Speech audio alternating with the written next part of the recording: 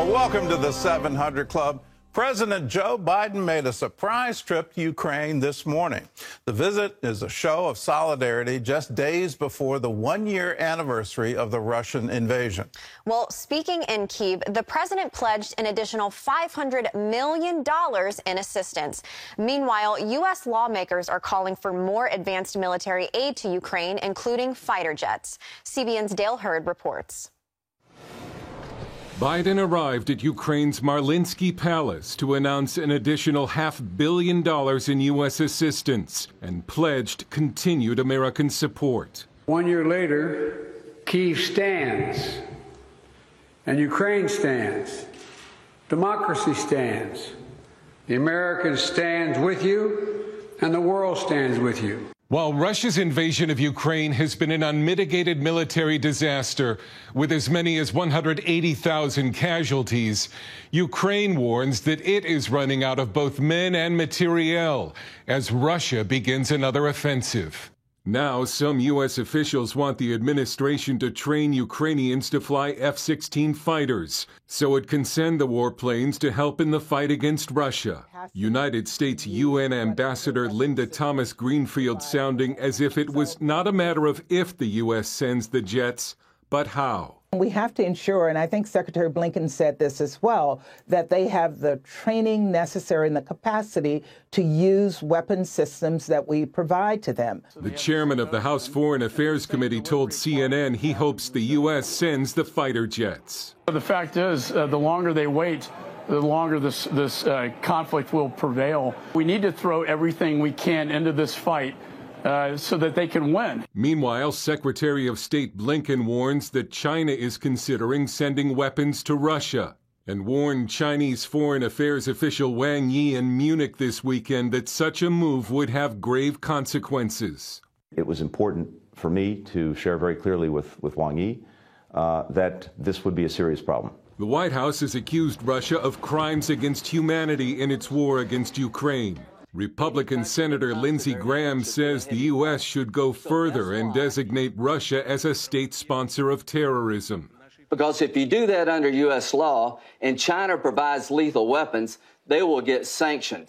And to the Chinese, if you jump on the Putin train now, you're dumber than dirt. It would be like buying a ticket on the Titanic after you saw the movie. Don't do this. Joe Biden's next stop is Poland, where he'll meet with President Duda and deliver a speech calling on Europe and the world to continue standing with Ukraine for as long as it takes to defeat the Russians. Dale Hurd, CBN News. Well, in other news, prayers and tributes are going out to former President Jimmy Carter. John Jessup has more on that story from our CBN News Bureau in Washington. John? Thanks, Gordon. President Carter's foundation announced this weekend he's terminally ill and is going into home hospice care to live out his remaining days. The foundation did not disclose his illness, but the 98-year-old former president has had several short stays in the hospital of late. He's also battled cancer in recent years and suffered several falls. Maranatha Baptist Church, his hometown congregation, held special prayer Sunday.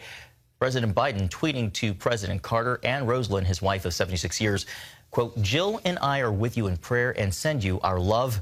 May you continue your journey with grace and dignity, and God grant you peace." Carter served one term as the nation's 39th president from 1977 to 1981. Well, in Los Angeles, parishioners are grieving the violent death of a Catholic bishop. Auxiliary Bishop David O'Connell died of a gunshot wound at his home in Hacienda Heights. Sheriff's deputies responded to an emergency call Saturday and found him bleeding and unresponsive. The 69-year-old is described as an advocate for immigrants and poor people, a peacemaker, and a man of deep prayer. Born and educated in Ireland, he was ordained to the Los Angeles Diocese in 1979, serving as a priest and pastor. Pope Francis appointed him to auxiliary bishop in 2015. Investigators have not disclosed any possible motive or potential suspects in his death. Well, turning back to Europe, where Armenian Christians cut off from the outside world face desperate conditions. An ongoing blockade is preventing much-needed food, medicine, and other resources from reaching the territory of Nagorno-Karabakh. One Christian group that's sounding the alarm, fears that time is running out. CBN's Billy Hallowell reports. 1 CBN's Billy Hallowell reports. the situation is now very, very serious. Indeed, it has been said by people it may indeed be an impending genocide. Those foreboding words from Baroness Caroline Cox, a prominent member of the UK's House of Lords, summarize the state of affairs in Nagorno-Karabakh. It's been more than a month since Azerbaijani protesters blocked the only road into this small, landlocked region, preventing the transport of food, medicine, and other essential needs. Well, I'm afraid it's a continuity of aggression by Azerbaijan against the Armenians. The little land of Nagorno-Karabakh was relocated by Stalin inside Azerbaijan, and Azerbaijan has been trying to carry out ethnic cleansing of the Armenians from there for a long time. As the blockade persists, the 120,000 predominantly Armenian Christians living there are suffering and pleading for assistance. The shortage of food is now getting desperate. The shortage of medicines is very, very serious, especially medicines like insulin for people with diabetes. And the transfer of patients from Karabakh into Armenia needing urgent medical treatment, that has been very, very much stymied. One has already died. So it is a very dire situation indeed. Gayen Belgarian's 4-year-old daughter Monica suffers from liver cancer. The mother recently sounded the alarm about her child being trapped inside Nagorno-Karabakh and risked missing life-saving treatment. We were frightened and we were really worried about this situation because her life depends on this treatment. After weeks of anxiously awaiting transport, the Red Cross helped the family exit. Still, Gayen warns that other ailing residents still need help. We have no necessary equipment, we have no doctors, and we have no, nothing because the road is blocked. We cannot go out. We don't have doctors who can come there and have necessary treatment. Baroness Cox also warned about another element of the crisis, the potential destruction of Christian churches, historic landmarks, and entire cultures. This could be another stage of genocide, destruction of Christian people, destruction of Christian heritage, and we need to pray. The annihilation of Christians is very much part of the agenda of getting rid of the Christians, and that's one of the things that the Armenians are really worried about, because they will lose part of their unique Christian heritage. As the chaos continues, prayers for peace, ease tensions, and resolution are desperately needed. This is Billy Hollowell for CBN News. Thank you, Billy. Well, in nearby Turkey, life will never be the same after the massive earthquakes that shook tens of thousands, or rather that took tens of thousands of lives earlier this month. As survivors deal with grief and look to the future, CBN's Operation Blessing is on hand to bring spiritual comfort and practical help. CBN's Chris Mitchell brings us one family's story of suffering and survival.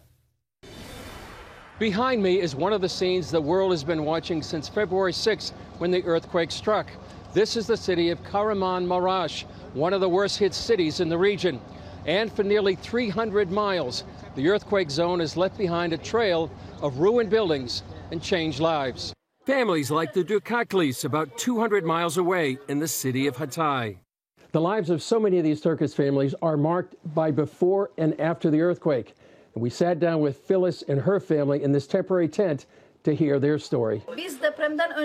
Well, before the earthquake, I had my own business. I was making bread and pastry. Well, everything was going very well. But now, unfortunately, after the earthquake, I have no job and my workplace was destroyed. But right now, unfortunately, I'm not allowed to go back to my bakery anymore. Phyllis made all sorts of Turkish baked goods, but the earthquake and its aftermath took its toll on her livelihood, her family, and the children. Our fear was too great. I don't know when my children's psychology will improve because, unfortunately, we even had to remove the corpses. Even my uncle's markets were destroyed. We had to remove the bodies ourselves. Things are very bad. The family now lives in this tent. We are staying here. In other words, we are afraid that we cannot go home because the aftershocks continue. Children need education. Yes, that is my biggest concern. I don't know what will happen to the education of the children. After the quake, Operation Blessing came to help. They visited the family, provided food, and examined the grandfather suffering from post-traumatic shock. Blessing upon blessing comes to us. We're always waiting for you. You supported us. Thank you very much. Many thanks to those who did this. We're so proud. We got emotional. It made us even more happy. Also, thank you for coming and making us feel welcome. It is nice. We felt that we were not alone. God bless you. For Phyllis, her goal is to bake again. I hope to continue my work elsewhere, and I will invite you there. There will be treats from me. I make tandoori bread. If we get a chance, we are proud to present it to you. On this day, the OB team came as friends and left as family. Chris Mitchell, CBN News, Hatay, Turkey. Operation Blessing ministering on the ground to help so many people where their lives were upended. And Gordon, of course, so many lives taken. Yeah, so many lives taken. Tens of thousands died in that. But now we're dealing with millions who need help. And that thank you going from the earthquake zone all the way to your home, if you're part of this, if you're contributing to the Disaster Relief Fund. If you're not, I invite you to right now. All you have to do is call us, 1-800-700-7000. Let's let people know that we love them. God loves them. We want to be there for them in their time of need. And you hear the gratitude coming out of them, that they're so thankful. Here they are in a tent with a wood stove for heat, trying to figure out how to cook, how to provide for food for their family, how to get water, how to do the basics of life. And they're thankful when people come and say, yes, let's help. Let's be a part of the solution. There's a horrible earthquake. Let's love on them and say, we love you. God loves you. We were going to see you through this. So if you want to give, call us, 1-800-700-7000. You can also write to CBN Center, Virginia Beach, Virginia, 23463.